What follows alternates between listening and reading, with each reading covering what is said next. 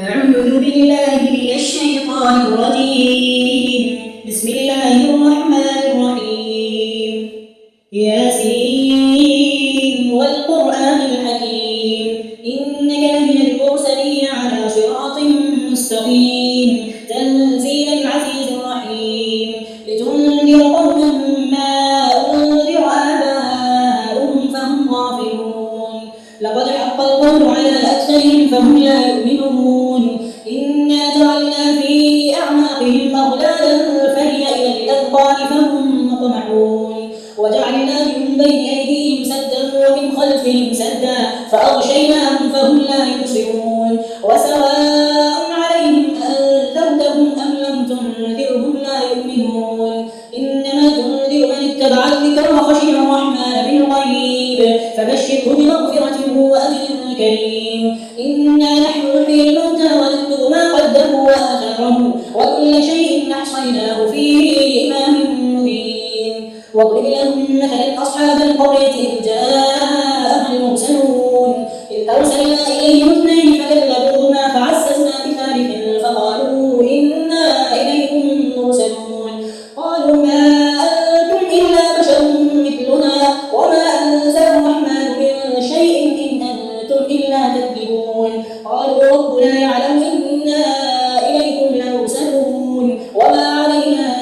إلا البلاغ المبين. قالوا إنا لطيرنا بكم لئن لم تنتهوا لنرجمنكم وليمسنكم منا عذاب أليم. قالوا طائركم معكم أئن ذكرتم بل أنتم قوم مسرفون.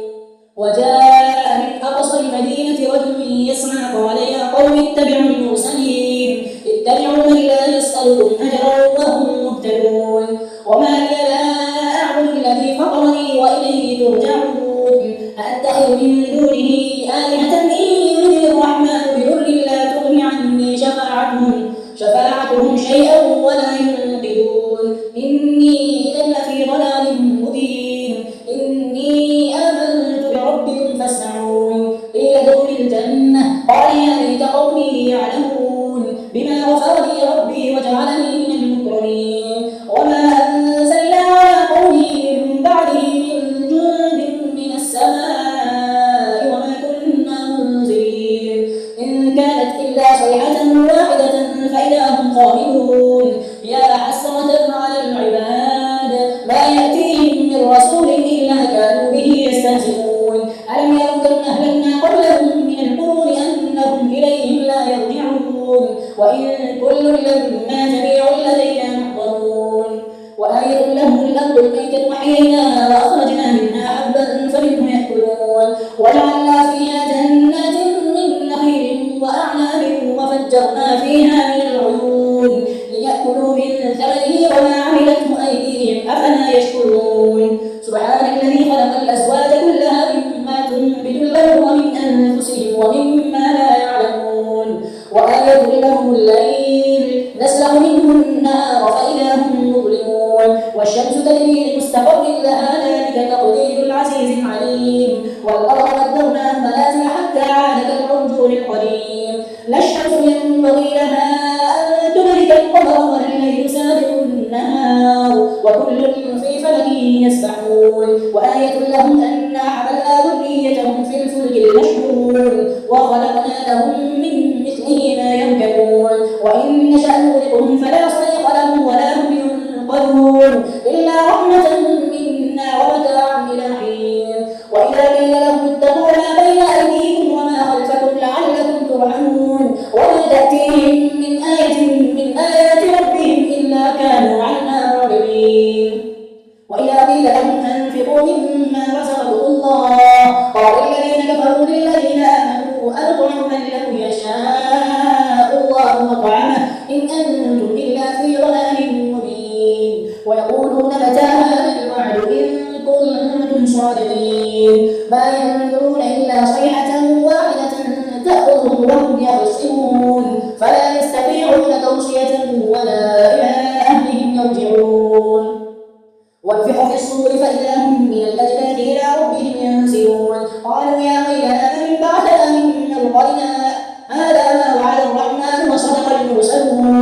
إن كانت إلا صيحة واحدة فإذا هم جميع لدينا محضرون فاليوم لا تظلم نفس شيئا ولا تجزون إلا ما كنتم تعملون إن أصحاب الجنة اليوم في شغل فاكهون هم وأزواجهم في ظلال على الأرائك متكئون لهم فيها فاكهة ولهم ما يدعون سلام قولا من رب رحيم وامتازوا اليوم أيها المجرمون ألم أعهد إليكم يا بني آدم ألا تعبدوا الشيطان إنه لكم عدو مبين وأن اعبدوني هذا صراط مستقيم ولقد أرينا منكم جبلا كثيرا أفلم تكونوا تعقلون هذه جهنم التي كنتم توعدون يصلون اليوم بما كنتم تكفرون اليوم نختم على أفواههم وتكلمنا أيديهم وتشهد أرجلهم بما كانوا يكسبون